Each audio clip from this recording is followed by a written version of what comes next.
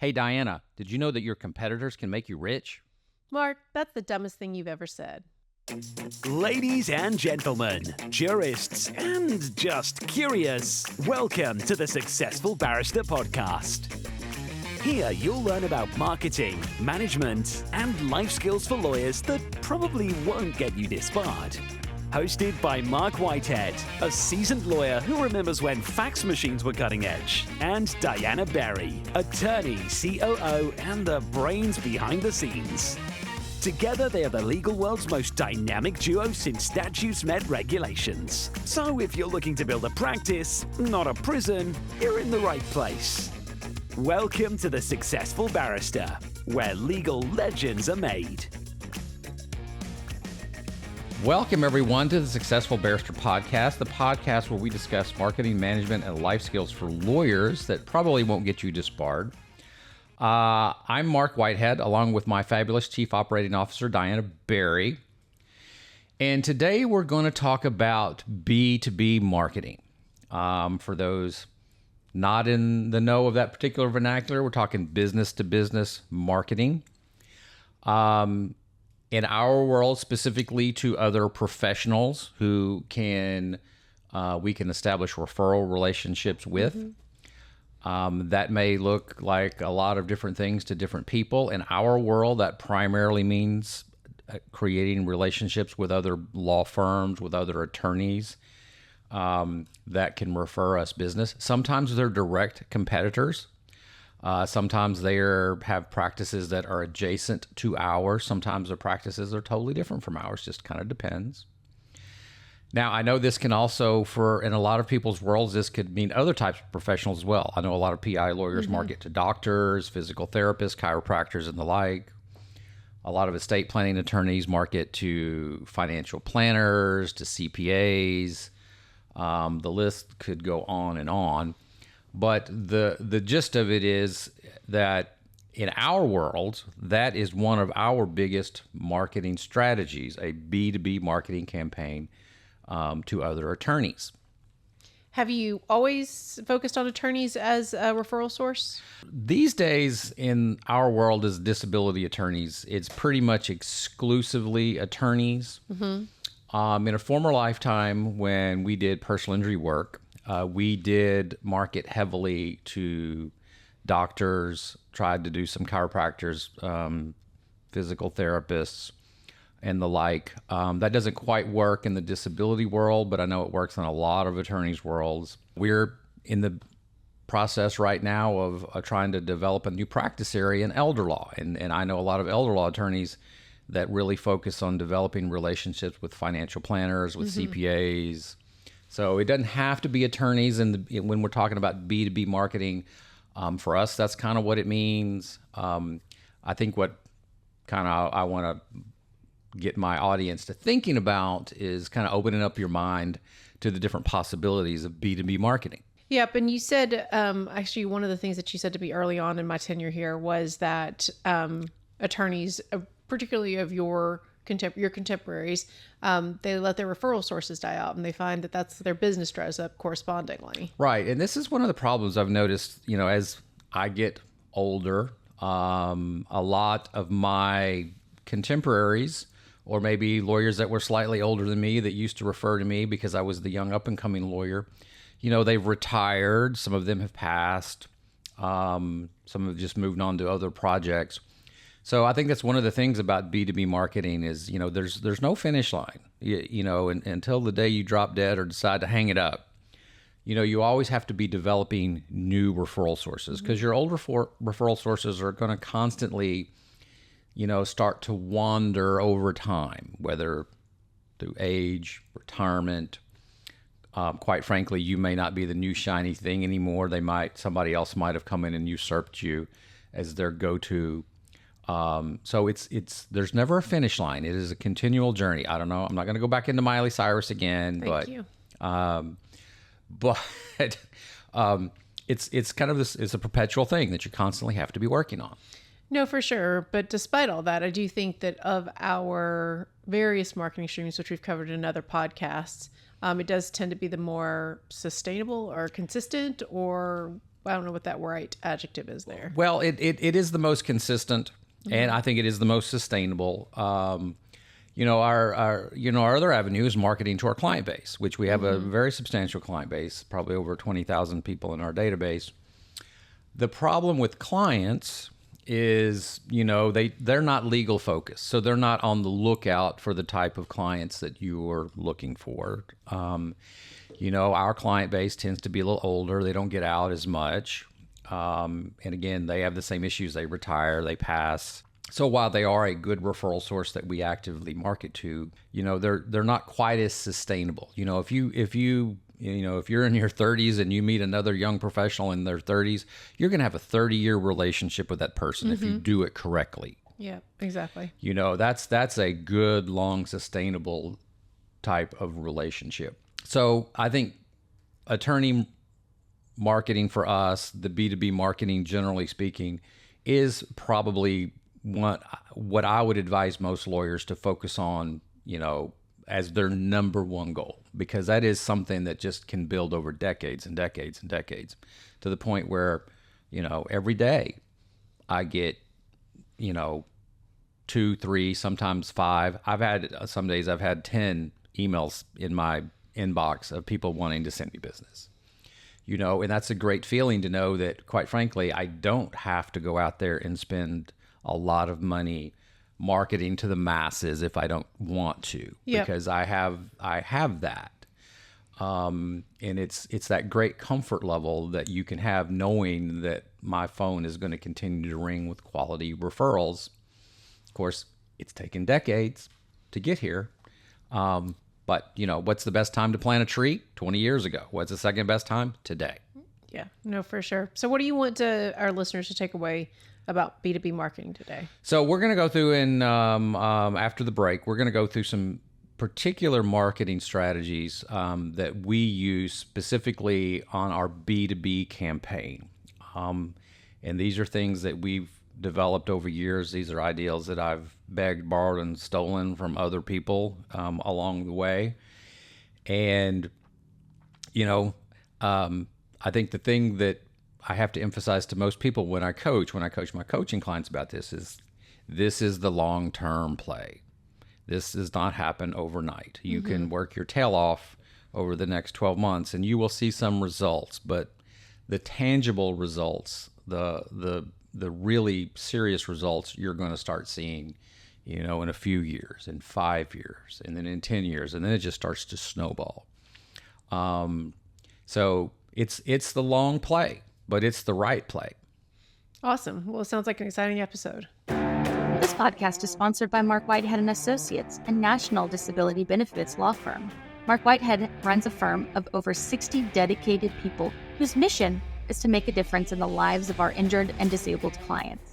Marc represents disabled claimants in Social Security disability, private disability insurance, and veterans disability claims in all 50 states.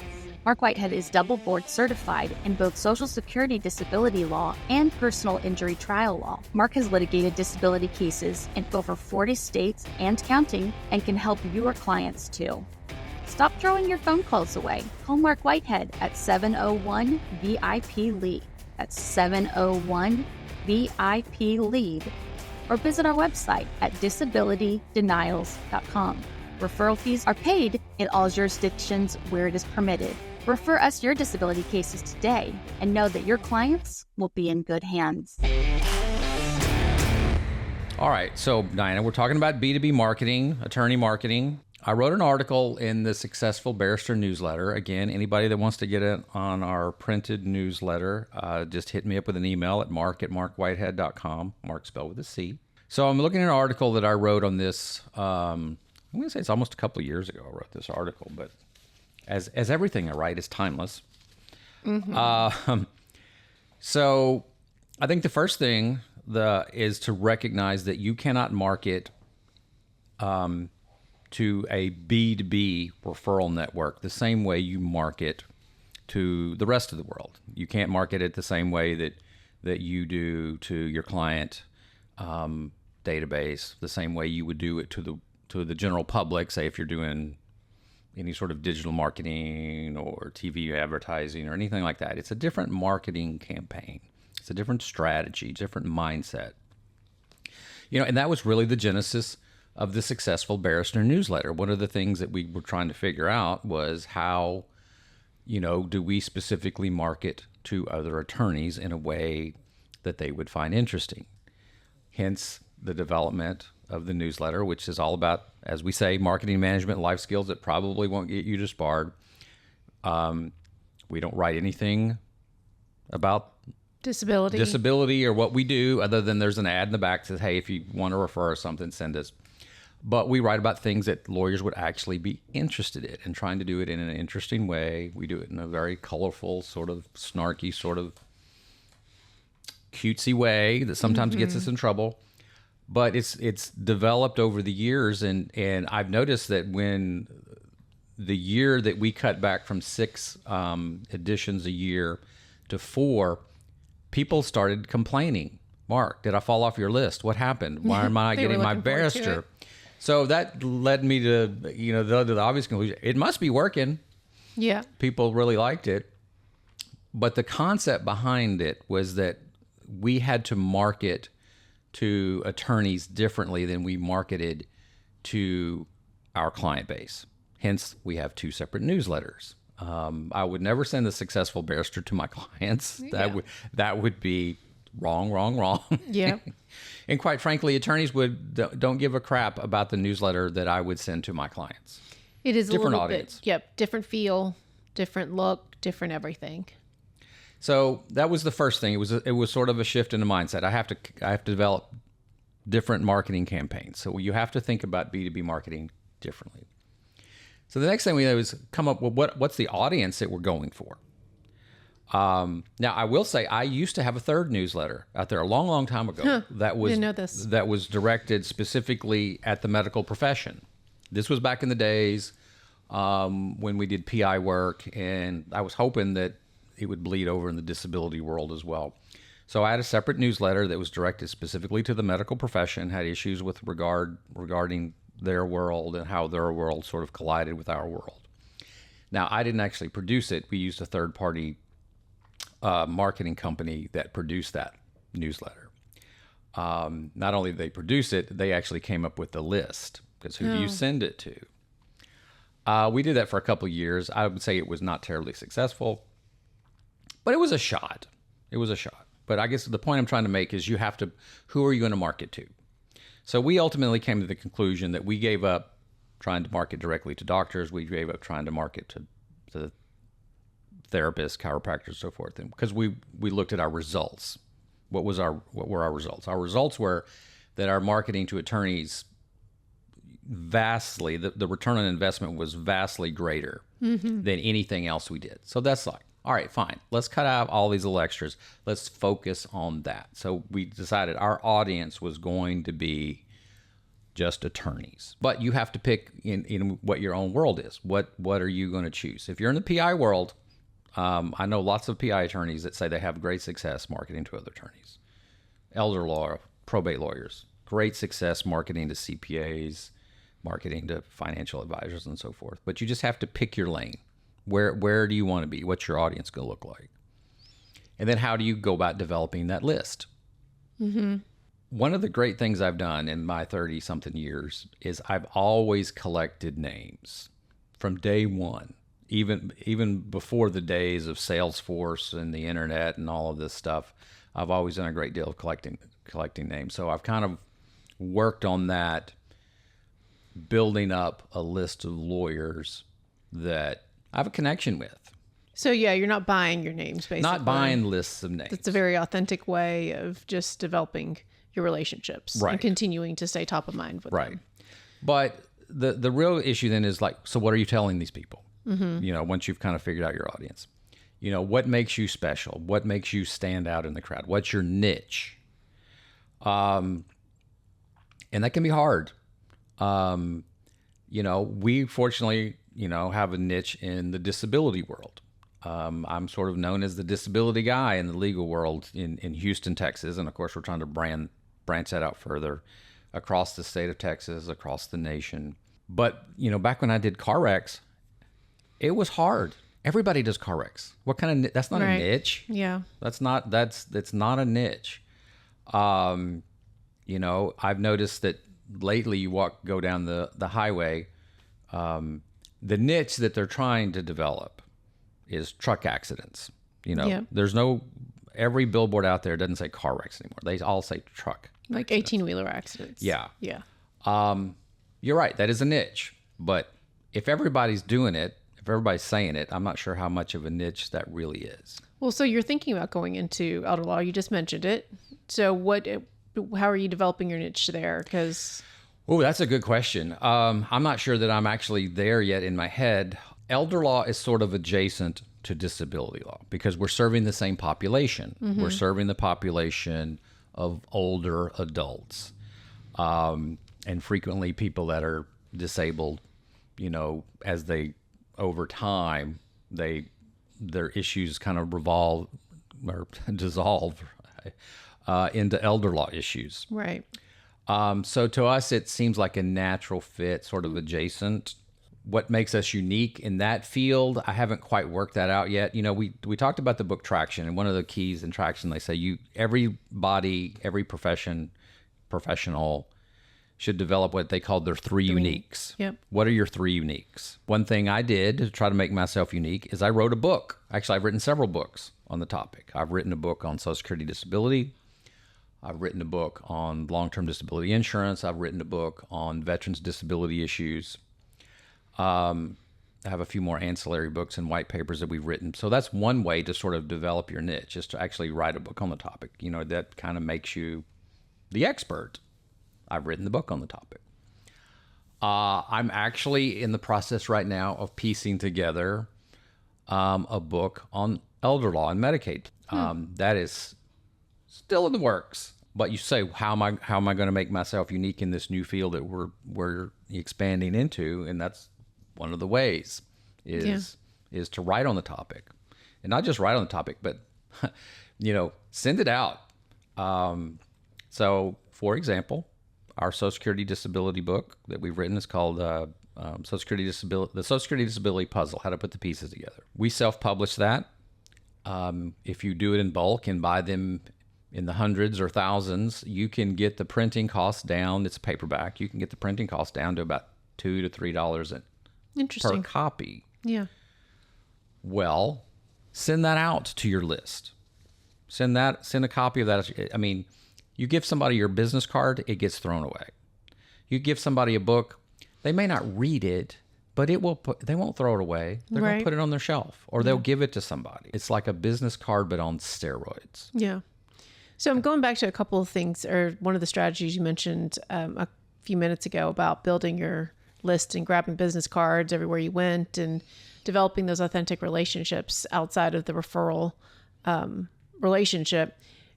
Would you say that there's like a baseline number of people you should have on your distribution list before you decide to commit to a newsletter type thing? See, because if you're saying consistency is key, I mean, did you start with 6 successful barristers? But I mean, you always had attorneys to help you write it too. So yeah. I guess it's not just you, but what about all the other people who were you maybe, 15, 20 years ago and kind of still trying to maybe stuck in that prison? So like the thought of creating 4 newsletters is daunting. And especially if I've only got 50 people who might, including my mom, who might want to read this newsletter. So the barrister's 8 pages. You don't have to. You can do a 1-pager to start with. So let's assume you're straight out of law school. Let's start with that. All right. So how many people did you know from law school? There's your starting list. Yeah. So right there, let's say at U of H, we were in section. So my section had about 80 people in my section. I was section B, the best section. Section come out C, and we are awesome. So whatever. So there's 80 people that I've spent the last 3 years with. 4 years, 3 years. Plus the other people in the other sections. So add that up. Maybe now you've got a couple of hundred people that know your name that you've spent the last, 3 years with. There's your starting list right there. Okay. And these are people that presumably are going to be roughly your age and presumably are going to have about the same career span that you're going to have. So the next 30, 40 years, these are going to be your peers. So start right there. And then you work just adding off of that, just wherever you go. My mother's an attorney. Well, guess what? All of my mom's friends know me as Brenda's boy. Yeah. Well, guess what? Hey, Mom, give me your address book. I need your address book. Yeah. And you just start writing down the list. Back in the day, she had a Rolodex. So I took her Rolodex and I started just copying out of her Rolodex. I'm going to get all of my mom's friends on my list. And that gets you a whole different demographic. Get you a whole different demographic. You just start from the get-go. You start getting involved in organizations. I get involved in the Houston Trial Lawyers Association. Well, guess what? There's a list of people. Exactly. Especially if you do a committee or something like that. Get all your committee members on there. Every time you go to some place, you're adding people to the list. These are all people that sort of know you. You have some contact with. You're not buying a list of attorneys, which you can do, by the way, and we have done, by the way. I will say it, not the most successful way to go about things. So to this point today, we have about 45 or 100 names or so on our list. Cool. Yeah. All of which, over my 30-something year career, I've had some contact with. Now we have our attorneys adding their contacts to that list. You are adding your contacts to that list. So it doesn't have to just be me. Sure. It could be anybody in the firm. But is there a reason also why you went with a print copy versus like an e? I mean, 'cause that's obviously much cheaper just to do an e-newsletter to your referral sources. So why'd you choose a hard copy that you mail out? Okay, so first of all, it's not an either or, it's an and. Okay. You do both. But but the Successful Barrister doesn't go out electronically. No, it does not. It currently. No, it does not. But you have a website. Yes. So printed versus email. Okay, so email you can do more frequently. You can Cheaper. The problem is that your open rate is going to be pretty low. Most people, it's going to get stuck in a spam filter, junk. As a percentage, it doesn't do as well. A printed newsletter is more expensive. Generally speaking, I think we probably cost us roughly $1 a name. Mm-hmm. So $4,500 to print and mail. Our producers tell them no, it's way more than that. You're going to get a lot of calls about your marketing let me just say this: your print vendor. It could be as cheap as $1 per if you self-produce. Say if you're going to do that 1-pager or that 2-pager that you're going to mail yourself, that you're going to mail out to your 100, 200 people list. This is when you're first starting out. Understand, I'm now putting out sort of an 8-page full color magazine. Glossy. So yes, that's going to be more expensive, but you could get away as probably as cheap as about $1. Very cool. But people are going to notice the printed, especially today. People get less junk mail than they used to because, quite frankly, mail is out of fad because of the cost. Mm-hmm. So actually, quite frankly, in my opinion, a mailed printed newsletter is more effective today than it ever has been because it's not as common as it used to be. Yeah, it's not stuck with the rest of the flyers and all the other stuff. But you do need to make it stand out, whatever way you can. Is that also what you do for your, I guess, what you call your superstars, right? I guess your best of the best referral sources? You stand out? So we're talking about what I call, I borrow this phrase from many different publications. I will give shout out to Sean McNallis over at Atticus and her book, Rainmakers for Attorneys. She calls it the top 20 list. I don't think she's the one that originated that phrase. So in my mind, keeping a top 20 list. Now, top 20 is a euphemism for your best referral sources. Our top 20 list right now, I think, probably is in the neighborhood of about 200-ish. So understand, don't limit it to 20. Yep. What we're really talking about is your level 1 referral list. Maybe that's a better term. These are people that regularly and consistently refer you cases that you want to take. Okay? And this is the list, that you pay the most attention to. We give gifts to this group, I think, at least 3 times a year. Yeah, I've talked about it on another podcast. Yeah. I think you like socks. Socks are a good gift. There's lots of gifts out there you could give. Books. Yeah. But the theme stays the same of standing out, making sure that whether it's the Successful Barrister print or if you're giving kind of different gifts, not the same.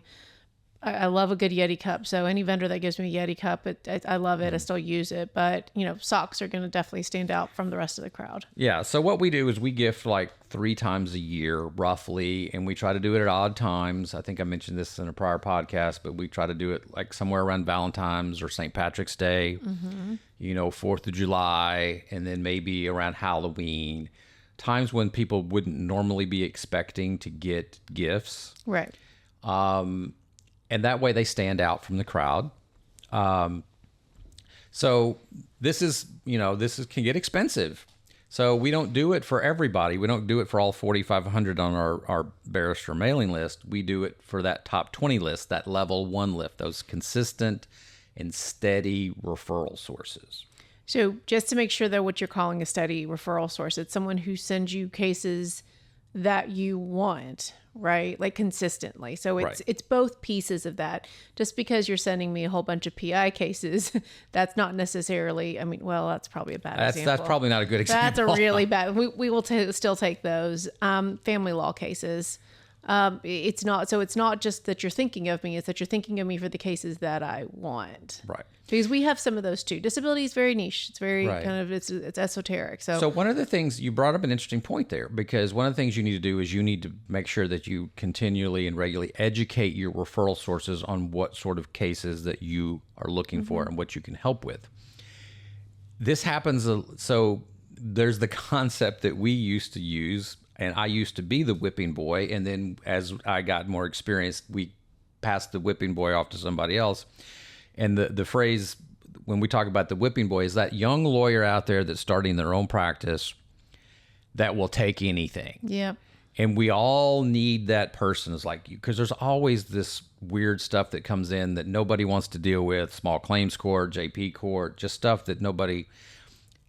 Who could we send that for? All right, who's the whipping boy right now? That's that young person that just started out their practice that will take anything. Mind you, that you don't want to stay the whipping boy forever. You want to develop that niche, and you want to become an expert in something and profitable in something. So what happens over time is you have to re-educate your referral sources. Originally, they might send you just anything, and you have to have that polite conversation with them saying, I appreciate this, but I no longer or never did take these kind of cases. This is what I'm actually looking for, and this is what I can help with. Because you want to elevate yourself. Where you begin in your practice is not where you want to end. You want to continually elevate and refine the image that you put out there, and that niche that you're promoting out there, that this is what I'm looking for. Well, and Litify helps us track all of that stuff, right? So, and we've talked a little bit about Litify before, our case management software. It's very powerful, and it tracks every source for every one of our new intakes. For those that don't have such a powerful tool, just even a basic spreadsheet, right, of asking your new intakes, like the potential client's name, and then how'd you hear about us? And then if it's an attorney, then just making sure you're tracking that attorney's name, or that other financial institution, or whoever it is. So one of the things that we've done is we've established a VIP referral lane. Exactly. And again, you have to educate the referral source. When you want to refer me a case, this is how I would like you to refer it to me. Exactly. So I had this happen a couple of years ago. A judge referred me his brother. And what the judge did was the judge just gave the brother our phone number, our mainline number. Mainline. And that brother called in to our main line, clearly had a case that did not fit our criteria. And so as our intake department is trained, they politely turned him down, and probably gave him a resource or something. Well, the next thing I know, I get a phone call from the judge. Mark, why did you turn my brother down? I'm like, oh, crap. I didn't even know, because the brother never identified himself as, hey, I'm Judge so-and-so's brother. Right. That was sort of the impetus for me establishing the attorney VIP lane, which means that for my best referral sources, and that's pretty much all attorneys, I try to say, if you want to refer me a case, this is exactly how I want you to do it. in our case, what it is I want you to send me an email, and I want you to copy these two people. And one of them is Monique, one of my top intake specialists, and she is designated as the attorney VIP lane. So she's trained specifically on how to handle an attorney referral. So number one, that goes right to the top of the list. She calls them back immediately. She knows how to handle it. She does not turn that case down. She will accept it if it's a case that meets our criteria. If it's a case that doesn't meet our criteria, she will come to me personally and ask me, Mark, how would you like to handle this? Would you like to so giving me the option, maybe I want to make a phone call to that referral source and explain to them why we can't take it. Maybe I want to make an exception to our established criteria. Maybe I want to take that regardless because I just want to make the referral source happy. Preserve the relationship. Preserve the relationship. Or maybe I want to make a special introduction to maybe refer that case off to somebody that can handle it. Whatever it is, at least I get to make the choice, and it doesn't just happen to me like that situation with the judge happened. The other part of that is if we do accept the case, she is trained on specifically how to respond to that attorney referral source and how to give that person an update and continual updates on how the case is progressing. Yep. And so another thing that we've done is make the VIP lane kind of a generic shared inbox. So now it's just like VIP@markwhitehead.com. So if anybody wants to send us any referrals, you can send them to VIP@markwhitehead.com. Absolutely. And then that way, if Monique, huge shout out to Monique. She's been a long-time team member and I think sometimes actually listens to us. I think she does. All right. So Monique, we love you. We do. You're awesome. Very much. And so Monique takes very well-deserved vacations or just, inevitably gets sick or something. That way your leads don't just fall into one team member's inbox. Oh, yeah. So the VIP lane that definitely has a backup. Yes, absolutely. Yep, that's a good thing. So, and what are we talking about in our next segment, Mark? So we're going to talk a little bit more about developing the list and the different levels of the list. So we've talked about level 1, the top 20 list, but then you have other levels behind that. And we're going to talk a little bit more about how to develop that. This is Marc Whitehead, lawyer, entrepreneur, and business coach. Thanks for listening to the Successful Barrister podcast. We have a blast making it and hope you find value in our podcast. If we stirred your juices, hit me up with an email at mark@markwhitehead.com. Mark is spelled with a C. And get on the Successful Barrister newsletter mailing list. Even better, let's set up a call. I would love to talk to you about working together, talk shop, or just shoot the breeze. All right, Diana. So we've talked about this quote unquote list that we've developed over time, which in our case is about 4,500 names. So I guess what I want to talk about is, especially for maybe the newer practitioner out there, how to actually develop that list and how to organize your list a little bit. Now, I know I've asked you. You've only been... Friday was your 4-year anniversary. Congratulations. Thank you. 4 years of spending time with me. Yeah. What bigger gift could I give you than that? No comment. Okay, fine. You should see the smirk on her face right now. So one of the things I mentioned to you, and I mentioned this to my other attorneys, is what? Which contacts are we going to add to our list? Yes. Bring your list. I think it was bring your directory. Yes. And I was supposed to add in all my section people. Right. So that was the first thing I said was you need to add your list of people to our overall list of people, and then hopefully, I don't know if we actually did it or not. My idea behind that was then maybe you could send an announcement out to them that you're now with our firm. Not quite sure if you did that. I didn't. I know, but see, that would be It a was tip. a weird time. A lost opportunity. That's a great time. Yeah. I was in the middle of COVID. I get it. But that was a lost opportunity, but we can make up for that. But so the point would be, the first thing, it doesn't have to necessarily be your list. Oh, absolutely not. Yeah. So here's where I got a few. So I managed to get the list. And I shouldn't be saying this out publicly because I'm sure it's against the rules, but did it anyway.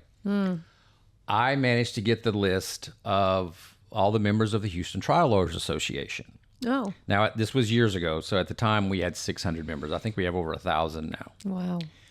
So I added into my list. Now, you might say, hey, Mark, you're just buying a list again. No, I was heavily involved. Actually, was about that time was vice president and then president of that organization. So all these people knew me. They may not know me directly, but I knew most of these people. I'd see them around.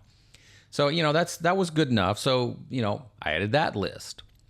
On the board of directors of Texas Trial Lawyers Association. I've been a member of that group for almost 30 years. They actually publish a directory with everybody's name, address, and phone number in it. Oh, really? Yes. Now, it's all in print. Guess what we did? Oh. We shipped it off. Oh, you had somebody. To a vendor, and the vendor went and keyed all that information in. Oh, that's horrible. Right, I know, but you can farm this out. You don't have to do it yourself. That makes sense. So we added that list of people into our group. And again, most of those people know me or at least know of me. Again, I can think of several other organizations that I have done that. So one of the main things, what you're saying is one of the main reasons for your success with your referral business is just you're constantly adding names. Constantly adding names. You have to constantly be adding names. And, every defense attorney that I've ever had a case against, and I've always made a point to try to be nice to the other side. Mm-hmm. They're in that list, and yes, I get referrals from opposing counsel all the time. No. Let's see. I mentioned my mother's list of her friends, so you can co-opt other people's lists when you're adding to your list, but always be adding to the list until the day you hang it up or the day you die. Okay. Yeah. What's another strategy that's been instrumental in your success with referrals? Okay, so then now you have to segment the list. Okay, so we came up with the first part, the top 20 list, or what we call the level 1 list. These are your best, most consistent referral sources, the ones that you're spending most of your time and effort to maintain that relationship. You're gifting into that group, you're meeting with that group, you're having lunch with that group, you're calling them, whatever it is, sending up smoke signals to that group, whatever it is that you can keep in contact with. Then you have that second level. Mm-hmm. That second level out there, what I would call occasional referrals, that occasionally send you cases. Now, there could be some reasons for that. Why do they only send you stuff occasionally? Maybe they simply don't run across what you do very often. Yeah. Could be very valid reason. Maybe they're spreading their referrals out a little bit. Maybe they know several people that do what we do, and they're like sharing, one to you, one to you, one to you. And if you can identify those people, maybe you need to try a little bit harder with that person. Maybe you need to spend a little bit of extra time with that person, nurturing and move them up from the second tier list up to the first tier list. Then the third tier is that group of people at the bottom that know you, that might refer to you, might not, but those are the ones that you just want to keep top of mind awareness with. Those are the ones that you try to do things that you can automate, such as email newsletters, the Barrister newsletter. These are people you probably don't want to spend a whole lot of time, if any, of your personal time, because your personal time is very valuable. Right. That's the one precious thing that you can never get back, is your own personal time. So that's the group that you want to use mass marketing to. It's that middle tier is the tricky one that you have to think about, because you're trying to keep them at least where they're at, and you're trying to move them up to tier 1. So that's the group that you kind of have to pay a little attention to. So we still gift into that group, but maybe not as extensively. I still try to make contact with that group on a personal basis when I can. You're tend to be inviting those people to things. So we haven't done one lately, but we'll do happy hours and things like that, and you'll invite that group to your happy hour. And this is a side tip. When you have an event and you invite people, it's okay if they don't come. They just want to know you're thinking about just the fact that you thought about it. I get more people apologizing that will take time and effort to apologize to me for not coming to my event because they had a conflict or something. I'm like, I don't mind that they didn't come. The fact that they knew and acknowledged me for the fact that I invited them, that's really all I was trying to get. Sure. I was just trying to get them to remember me. That's that kind of group where you're just always trying to ping into, but you're trying to elevate that second tier up into the first tier. One of the ways, besides, spending money, is spending a little time, using a little ingenuity, and trying to get them involved in other ways. Happy hours, social events. This might be the group that you mail your book to.